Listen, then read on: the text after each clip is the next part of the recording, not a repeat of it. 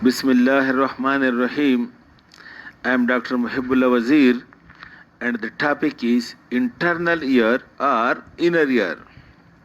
External ear we have discussed, middle ear we have discussed, and now the internal ear. The internal ear lies over here inside the petrous part of the temporal bone. The medial boundary is this internal acoustic meatus. This foramen, which is called as internal acoustic meatus, and through it passes the vestibule cochlear nerve and facial nerve and labyrinthine vessels to enter into the internal ear, while the lateral boundary is the medial wall of the medial wall of the middle ear. It is forming the lateral boundary. Look over here, please. This is the middle ear, and this is the medial wall of the middle ear. This medial wall of the middle ear, it forms the lateral boundary of this internal ear. This is the lateral boundary. This is the petrous part of temporal bone, and this is the internal ear, and its medial boundary is the internal acoustic meatus, through which you can see over here it passes the facial and vestibulocochlear nerve to enter into this internal ear. The same you can see over here, please. Look,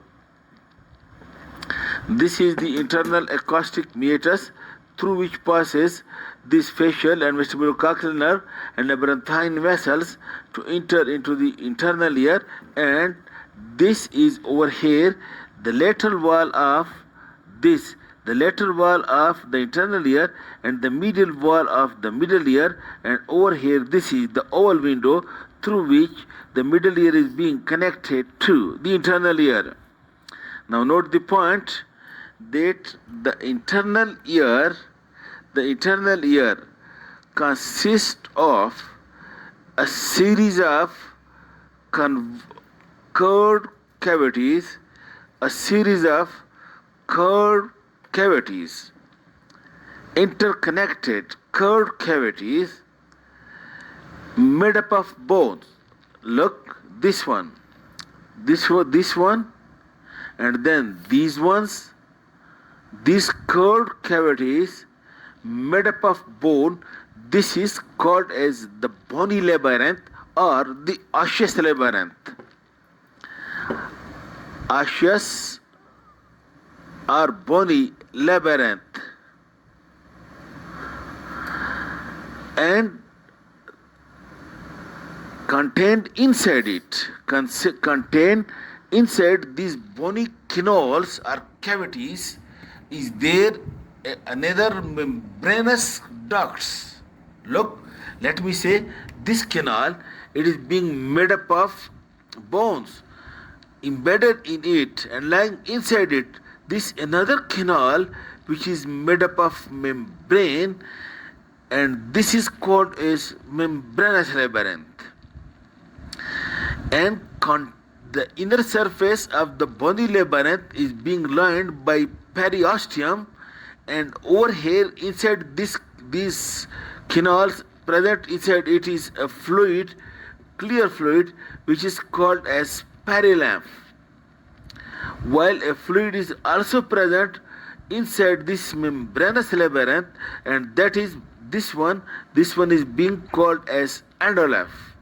The endolymph and the perilymph, they do not communicate with one another. Now look, the bony labyrinth, it consists of number one, look, the cochlea, or also called as, look, this is the cochlea, or also called as the cochlear canal.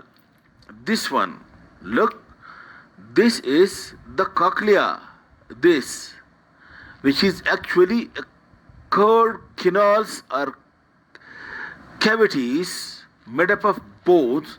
This part is being called as the cochlea. Look, which lies over here. This part is the cochlea. and you can see, and then this cochlea passes posterolaterally, and this white part of the bony or the osseous labyrinth, this wider part, this is being called as the vestibule, and then continuous posterolaterally, this bony labyrinth is having three canals. Look, this is the anterior canal, semicircular canal, and then look, this is the posterior one is over here, and this one is the lateral semicircular canal. In this way, the bony labyrinth or the osseous labyrinth consists of number one, the cochlea or cochlear canal, and number two, this vestibule, and three, the semicircular canals. You look the same over here, please. This is the cochlea, and then this space, this is the vestibule, and then this you can see this semicircular canals. This you can see over here. Look again, this is the cochlea, and then this bony part, this is being vestibule, and then these are the semicircular canals, anterior semicircular canal, and then this is the posterior semicircular canal, and this one is the lateral semicircular canal. Okay, then contained inside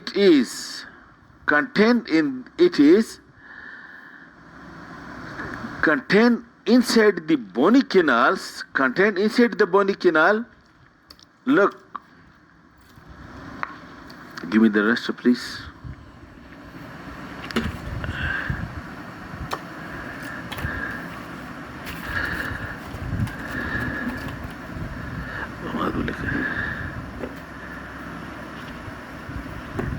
Okay, now look, let me say this is the cochlea or cochlear canal,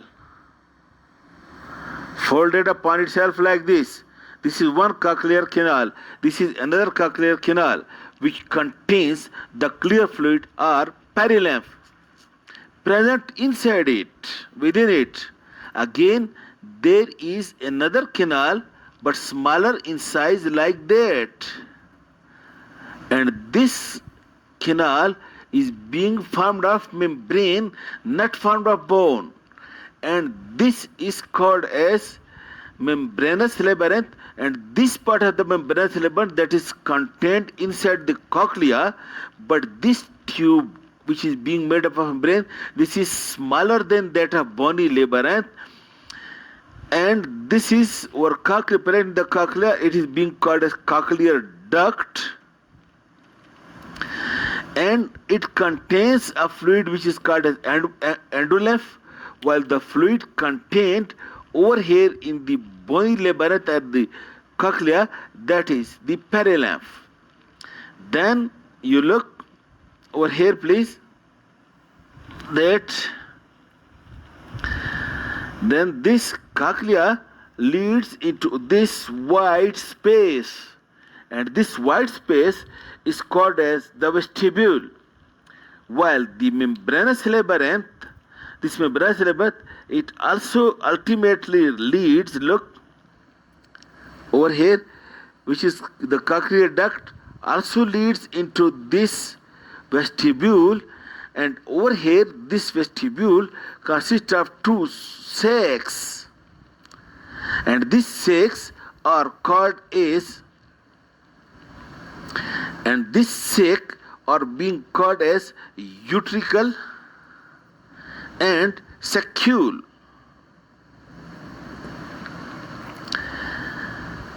And then look over here, please, again. Look over here.